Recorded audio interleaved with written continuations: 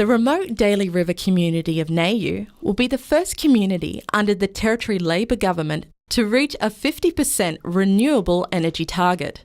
The Northern Territory Government Minister for Essential Services, Gerry McCarthy, was at Nauiyu community to inspect the new solar energy site.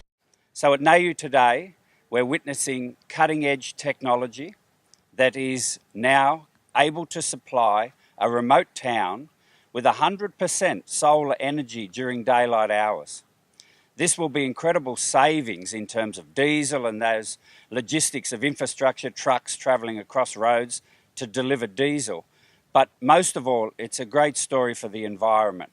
And what better place to harness natural resources than the Northern Territory, where we're on the frontier of not only delivering a great renewable energy policy, but also testing that technology in some of the harshest conditions that you can find. The Solar Energy Transformation Project has dealt with 10 communities, 10 remote communities across the Northern Territory. But Nauiyu at Daly River was chosen to test new innovation in terms of the lithium-ion battery storage that supports the integration of the diesel, the traditional diesel produced energy, and now the solar energy. Daly River was chosen specifically because it has a history of innovation in the area in terms of energy production, but also because of its close proximity to Darwin and also the site where there was enough of a geographic area to put in enough panels to support the new lithium-ion battery. So it all came together for Nauiyu, and it's all coming together for the Northern Territory. Like the Malak people, this is their land. They said, yes, we want it. It's good for the Daly. We will give you the land so you can use it for this purpose. And, I commend them. Our role here was to actually come in, clear the land and basically create the pad. So we drove water trucks, dump trucks, rollers, just to make it flat and get ready for the other infrastructure to be put on top. Our whole company has been good for our people. They employ us, they train us up, they upskill us, they get us our certificates. So if we ever do leave the job, we walk away with something, and it's really great working for our own people. There is opportunities ongoing, of course, with the Power and Water Corporation for essential services officers and maintaining assets in the bush. But I think most importantly for the kids of Nauiyu, it's a perfect example to start a conversation about what is renewable energy. What does renewable energy do? And most of all, making sure that they understand that they are pacing with the best in the world with this new project at Nauiyu in terms of the integration of solar energy, battery storage into a traditional system where essentially they'll be able to turn the diesel-fired generator set off during the day and operate from the energy from the sun. That's a great savings in terms of an average of 400,000 litres of diesel a year, but it's also a great story in terms of the environmental outcomes. I will now go back to the schools and approach the principals to bring the children out here to have a look at this place.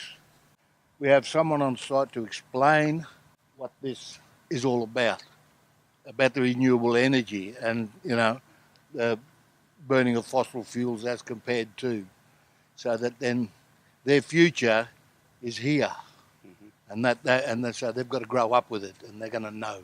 I think it should be rolled out across all Northern Australia. I mean, we're guaranteed 8 months a year of sun, so let's utilise it. It's about reducing your emissions, reducing the need on fossil fuels.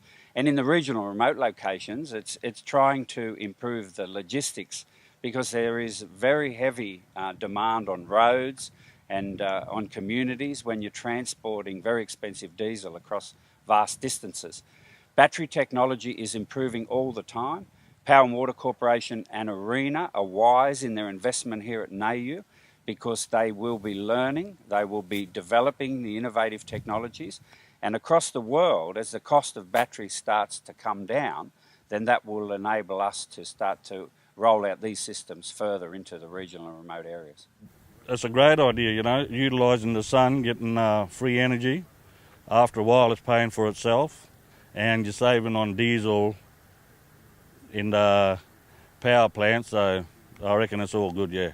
I think today we can certainly show innovation in the bush, and when the regional and remote communities start to become aware of their place in not only their own energy production, but in terms of the renewable energy learnings across Australia and across the globe, then it will be certainly reinforcing and empowering those communities as to their special part in this.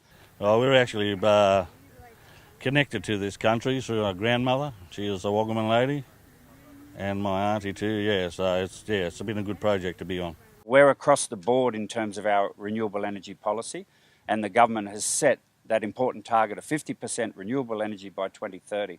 But it makes a lot of sense to incorporate the bush, not only for the jobs and the innovation, but also because it is the perfect place to harness our natural resources, and it will address those significant logistic challenges of continuing the traditional diesel-fired power generation for remote towns.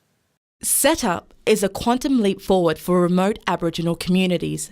This project will provide reliable power and cost savings now and into the future.